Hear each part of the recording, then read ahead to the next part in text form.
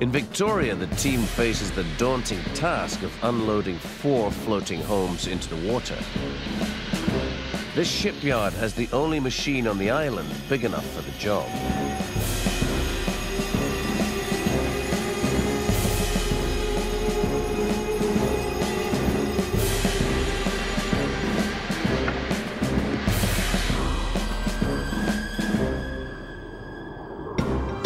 It's a 150 metric ton, level luffing, electrically powered, fully revolving, rail mounted crane.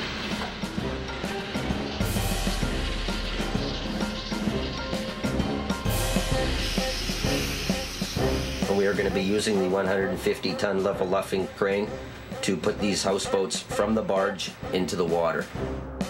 The rigging team prepare the lifting gear as crane operator Gary lowers the 5-ton hook.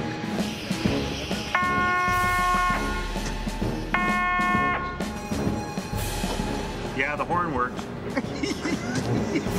Try the wipers, they're quieter.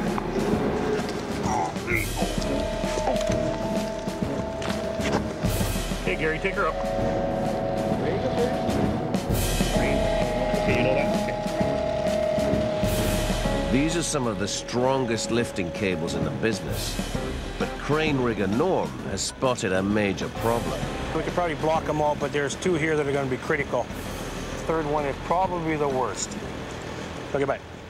We've got a little bit of a scenario. We got an overhang on the top of the houseboats, which will be a potential crush hazard. There's nowhere on the floating homes for the crane to hook onto. So the team plan to pass lifting straps under the foundations and attach them to the crane with long steel wires. But the balconies could be crushed by the cables as they tension up. Something we got to deal with.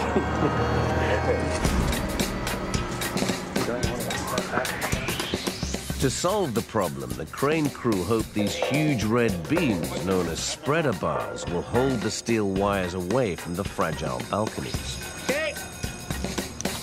With the bars in place, they thread the lifting straps under the house through long, narrow trenches. Each nylon belt is capable of lifting over 70 tons. The team is nervous. They have never attempted a lift of this scale and complexity before. All stop. What they don't want to do is pick the house up and have it swing one way or another. A couple inches either way could be catastrophic. Ken and Deanna watch anxiously from the dockside with the other float home owners. Well, first of all, it's somebody's home. This is their whole life savings they put into some of these homes. And so it's a little bit of a tight space. Last thing we want is a homeowner getting all upset because there was a scratch, right? And who would blame them? The lift is certainly going to be exciting, and I'd rather they were cautious now than after one's tumbled into the water, so. Okay, Gary, I'll get you to come up easy. Coming up easy.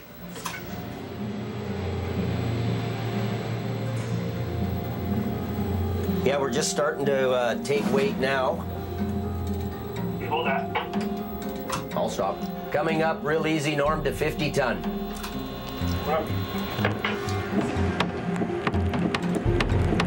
Start now, Norm. Coming up on the load real easy to 80 metric ton. I'll stop at 80. Yeah, you're starting to peel off on this end too, Norm, and the barge is falling about too. It's moving around with the hook. Yeah, I think we are stuck to the barge. You've got 2 things that are moving. You've got a crane that's going up and the barge is going with it. And it's moving. The team faces a sticky situation. The concrete foundations that were poured directly onto the barge are now clinging to the barge's surface. As Gary lifts more weight, he's lifting the entire barge out of the water. The home could break free from the barge at any moment. Then there's a danger the barge will shift. If Gary doesn't keep up with the moving target, the swinging house could easily crash into the other homes. Okay, Gary, up 2 more, please. Still going up 2 more. Still on her. So what we're going to do is go up in little increments, and hopefully we can just slowly break it free of the deck. Going up real easy to 87.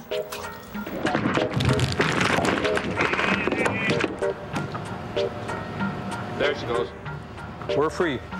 So everything's good.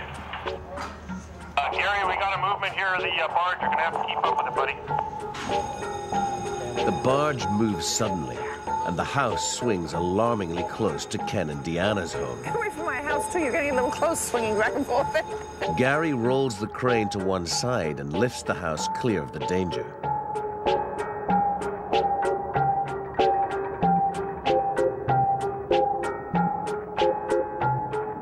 And weight's coming off. We're down to 55 tons. Where's our champagne? Yay!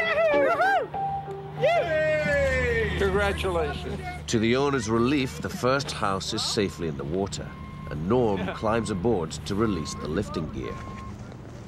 Think skinny, Norm. Think skinny. I am skinny. It's all the gear I got on. That's what it is. Now that they've done the first one, the next 3, well, hey, they've broken ground. Well, 1 down, 3 to go. That was a hard one. First one's always a hard one. Yep, it's always the hard one. The next ones go off pretty quick. They connect up house number 2 and start to lift, but immediately run into more trouble. Okay, up easy, Gary.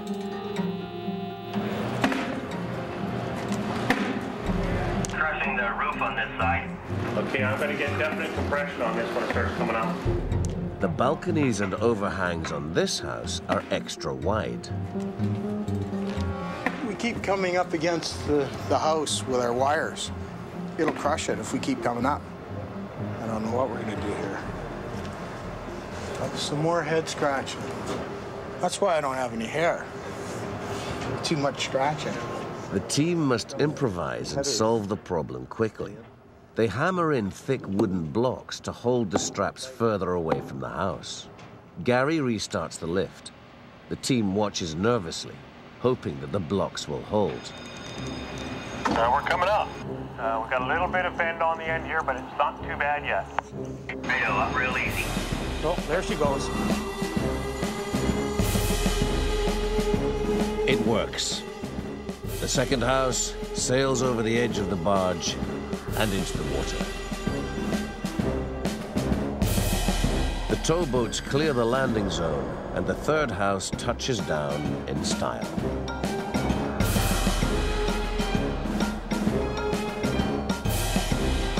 Last up is Ken and Deanna's place.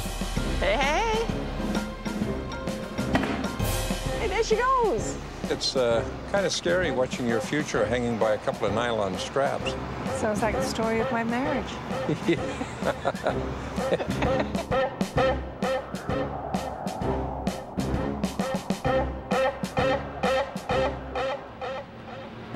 Does it float? 3, 2, 1. Contact.